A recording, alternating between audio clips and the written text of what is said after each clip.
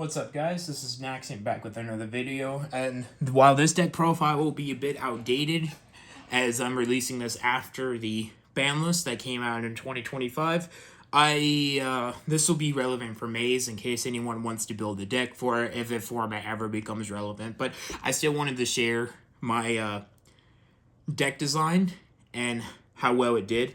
I played this a few weeks ago and got second place with it somehow. This was my actual first attempt at playing 60 card, and the first time I really remade the deck and repicked it up since 2023 when it first came out. Because with the new support, I wanted to honor and just get right back into it. So, starting off, we play the one Hungry Burger in French. Voila. And yeah, it's great. I mean, you have to play it. I feel like if you're playing this deck and you're not playing Hungry Burger, you're doing an injustice. I don't care if it's a brick. I don't care if it's bad. It also just gets to at least play well with the counter trap in this deck. So I play one of that. I also play one Bear Grill de Nouvelle. This card is good. You only really need to play one copy as well. There's not really going to be a time where you're going to need to play more. Plus, you want to see as few names as possible, which is why I went with the 60 card variant, because you have ways of getting to this, and that engine can cycle itself, but you just don't want to hard draw it. You want to search for the 1 and 2 and keep going from there. These did extremely well for me, the ratio-wise. I also played one copy of the level 5. Just like with the level 6, you don't really need to play more than one copy of this card. It does its job, and it's really strong, especially if you get your engine going, and this is also recursion, so I played one. One card that I don't see often played, and I made this last minute decision, I put the level 4 in. I think this is actually really good. I think this is actually the correct way to play this deck. This allows you to break boards continuously. Instead of having to go from 3 to 5, you can go 3, 4, 4, shuffle back, either follow up for your opponent or give resources back to yourself, because this deck needs you to keep playing in order to work, and this card just kind of fixes that problem. It feels really good too. You can always just go 3 to 5, but sometimes when there's just like one extra monster on the board, this card will let you break that, and you know, you're keeping this down to a bare minimum. Now, where I changed ratio slightly is I played 2 of this. This card is basically Upstart, and in my opinion, the second best card in this deck, up to the level 5 one. This is just because this gives you immediate advantage. It's very easy to summon, and it has one of the best effects, which is not the targeting in itself, but any card, which makes it very difficult to deal with, and it feels really good.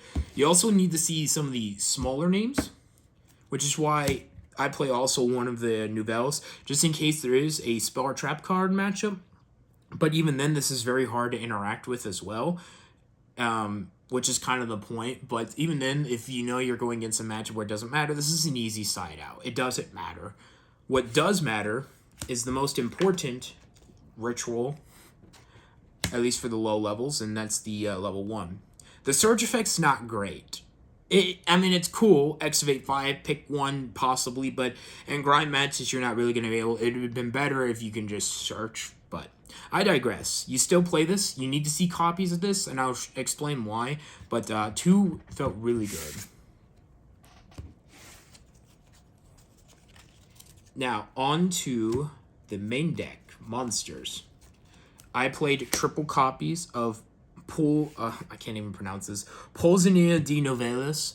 I see a lot of lists, or at least lists before, that would play like 2 of this and 2 of the field. I disagree. You need to see this card. This card is going to help you grind. It's a good normal. It's great to ritual summon off the field, and it'll just keep putting itself back. This card actually won me my first round when I got second place with this. I didn't open up anything, but I did econ control and tributed this twice to get into engine. I would have lost if I had played any less ratio than this. So it felt really good. Also, it's just easy to get out with Diviner, which just so good, dude. That feels so good. Speaking of, triple copies of Diviner, of the Herald. Diviner is just a sweet card. You play it, obviously. I mean, it's a ritual deck. There's not really any ritual decks I can think of that would hurt from playing it. It's just a secondary starter. You play into a few more hand traps, but uninterrupted, you can also just go into this if you get that tributed, so it can fix your hand. And the level modulation actually matters. Now for the spice, not really, but Fiendsmith, I decided to put that in as a secondary engine. This deck doesn't really have an issue going second, but it does struggle a bit with a few other areas. Whether it's being a stronger going first board, which it's not the best, even if you go full combo. And this just kind of gives it a little bit of an edge. I single-handedly won a match against Blue Eyes because I went full Fiendsmith, and I protected the board with the counter trap. So it felt really good. I felt confident, like, when I was playing this, that this engine's going to help push the deck. And Nouvelle, shined in itself. Nouvelle was able to break boards and establish game states, but this little extra push instead of hand traps, I felt was very good. We have a lot of extra deck space, and you know what? I don't care if it's the most cliche thing. This really did help this deck out immensely. I felt, for the most part, other than one match, that this really was able to help me do some things that this deck struggles with, another being OTKing. I also played the one Lacrima and the one Lurie. I didn't want to see these names. I don't want to draw these names. I play these at the little as possible. I want to see engrave, and that's it. So that's it for that. For hand traps, I don't play many. Triple Ash, it's Ash. It's fine. You're not really going to struggle with it. One Droll, one Nib, and one Imperm, all because of Crossout. You have a lot of Crossout targets because you don't care. Your deck's fine. Your opponent's going to already struggle with a pre-established board unless they board wipe it. So you deal with going first and second with maybe like an Imperm before they commit anything, or an Ash or a Nib if you go full combo. I'm going to say this ratio went fine. You can honestly just swap this out for whatever, but I played the cards that hurt this deck the most. And that's it for that. For spells, we played triple the field spell. I disagree with anyone who says this should be played less than at 2 or less. This card's amazing. This gives you the grind. This starts your combo. It lets you fix dead hands. You get to draw 2 cards basically every turn off this, and it's very good. And you have a lot of decent cards that you can want to draw or draw into maybe a hand trap. And that's the downside with the build. There's not a lot of hand traps, so that won't happen. But I felt it was the best way to approach this. The field spell's amazing. You don't need terraforming though. I considered it, but you play more into Droll, and you already play quite a bit into it. Triple of this. This is just better pre-prep for this deck, and it's also really fun to ask your opponent to please pick what they would like to get tributed by today. And then you can tell them, I'm cooking. The card's great. I wouldn't play anything less. Now, the one card that is the troublesome card, but is just too good to not play, is Culinary Confrontation. If you open Culinary with the Fiendsmith, you have to decide, and that happened in one game where I had to decide, do I go Fiendsmith or do I go Nouvelle? I ultimately chose Nouvelle because Fiendsmith could be the backup after the board has been established, because I could put a bare minimum of something and then just, engrave send and blah, blah, blah. It's very restrictive. I understand why they possibly did this, even though I don't think, even if this had the restriction of the extra deck lock, that it would be played outside of Nouvelle. But it's just too good. You have to bank on relying on one or the other, and that's basically what I decided with this deck. Another controversial is the ritual ratios. I played 2 fish and 2 meat recipes, both in French, thanks to a friend of mine who generously gave them to me with the Hungry Burger.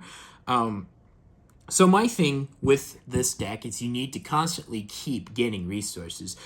This is the most common ratio for the deck, but in a simplified game state where, let's say you have meat in the grave, which this will be right here, and then you play Recette de Poison, and you're gonna get out the level 1 and add. You don't want to add this from the graveyard to the hand, because if you have the field spell on the play, let's say this is the field spell, this field spell is going to put that back to draw you 1. So what you want to do is you want to search on resolution to get follow-up. and then you can constantly just keep cycling in and out. I think that is good, especially with 60 cards. Your opponent's also going to try to get this out of rotation. They're going once they realize what you're doing, they're going to try to interrupt this. So having that backup one also just comes in play. Obviously, they're not great cards, but they do help. This is just a free +1. This is just, it fixes the gimmick until we get that continuous spell. I really like this. I really liked the ratios. They played very well for me. It felt reassuring to know that I don't have to struggle or show vulnerability if I'm in a very tight spot and I don't have a way to get into another ritual card. So, there's the ritual spells. I also played 3-tracked. Again, I want hyper consistency over everything else. All I'm going to say, too, is you guys should have picked this up when it was like bucks. I mean, I'm so happy I got mine. Preparation of rites. I only play one of this. I don't, sure, this is not once per turn. Not hard once per turn, but I don't want to, this card's not as good as pre-prep, but in some areas it is also better, but most of the time it's not. This is more of a grind card. I want to use this when I have to. It's more ideal when you play this along with pre-prep, but you want consistency, but you also need to play other cards with it. So that's why I went with it. And for me, I played 2 copies of pre-prep. I don't play 3 because I don't want to draw an extra in the opening hand. You need every single card in that hand to get out of your and do something. And pre-prep is that. It is also a thrust target, so you know you can go full combo with this too if you need to. I can't complain. Now, the reason that this deck is outdated, triple copies of talent. Because I didn't go with a hand trap build, I went with talents. I don't typically like it, but I thought mathematically with a 60-card deck, this is fine. More so than pre-prep. This can be used multiple times in different turns where pre-prep requires you to keep having cards in the deck, which that was the philosophy I went with. Talents is just more live, and your opponent's going to desperately hand trap Ritual because Ritual has overpowered search, but that's because the mechanic itself is ass. I also played 1 copy of Pot of Prosp. You have fluff, get rid of it, get a hard, nice search. Pot of Prosp is great. 1 copy of Thrust. I didn't want to play any more. I'm already playing gimmicky with the talents, but Thrust did come up, and I did win a game because I was able to search and go full combo. Call by, because this is a ritual deck, so this was an out for that. Now, for the final spells, I played triple copies of Enemy Controller. This just kind of gives that utility of being able to target or take over. And I wanted my first game at that locals because I did Econ Control with the level 1 pen because it attributed to put itself in the pen zone, put it back, and then I can just keep doing it to search. I did this for 2 turns because my opponent bricked, and I was able to win. I also bricked 2 because I didn't have any way of starting. And then the MVP card of this deck was triple cross out. I won 2 games single-handedly because I resolved this card. I did it on a talent and I did it on a droll, and I won. This card was amazing. I understand why this got limited, but to say that other rogue decks that could potentially hard lose to certain stuff got hit hard with this list is, yeah, there's definitely that. And then for the final cards, I played 1 Fiendsmith in Paradise. I do like this card. It does help in simplified game states. I was almost tempted to put a second Desiree in because there's so many times I don't go Desiree turn 1. I usually go High Wave, and I could just have the second copy.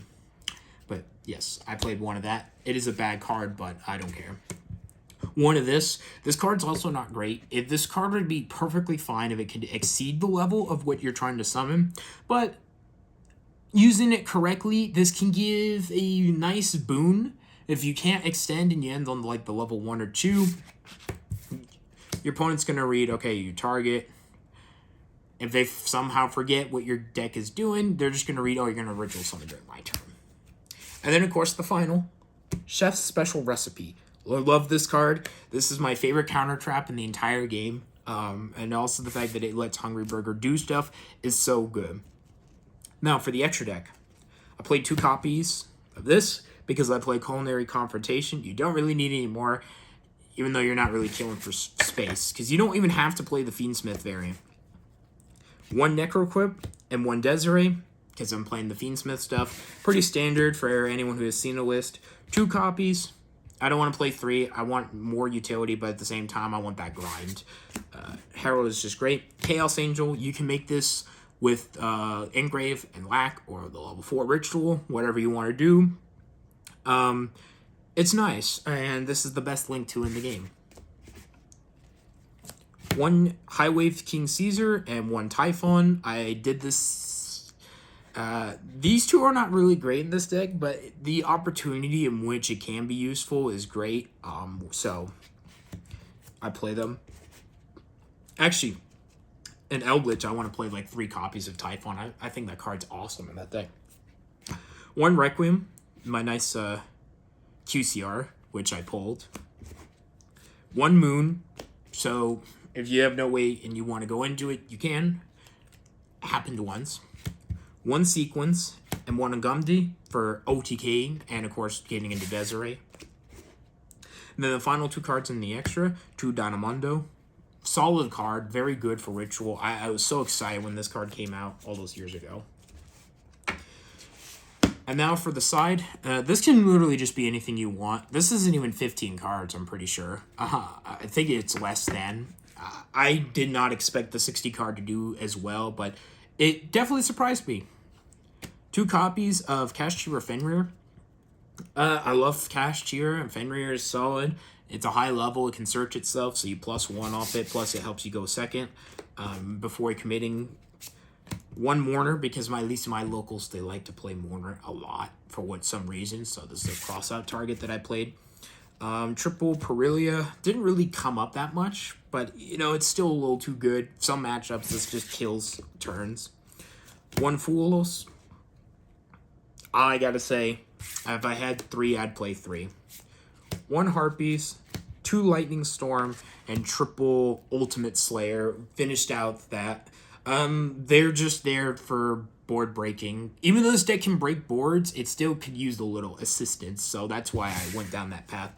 But yeah, that is ultimately my Nouvelle deck profile for Maze. I might make a updated variant for the current format or when the new support comes out, because there's definitely going to be things that change in this deck. But surprisingly, it did very well against like Blue Eyes Primite, and I mean, we have 1 Scareclaw person, but you know, that deck hard counters this deck completely. The only real match I lost was Branded because Sanctifier's bullshit that I randomly lose to 1 card. Konami, otherwise, yeah. This is a very fun deck. Especially if no one's prepared for it and the circumstances are correct, this deck does very well. So, I'm very excited for the future. I still think we might even get more support simply because of these cards right here not fully tapped out yet. So that excites me to know that there's more possibilities with this deck that still offer. And of course, the reason I think Fiendsmith is good for this deck is because we're going to be getting a level 3 Fiendsmith card. So, level 3 Light Fiend, whatever. It's a Light Fiend monster you can normal summon and go full combo. That helps a lot. So, there's that as well. Yeah, that's all.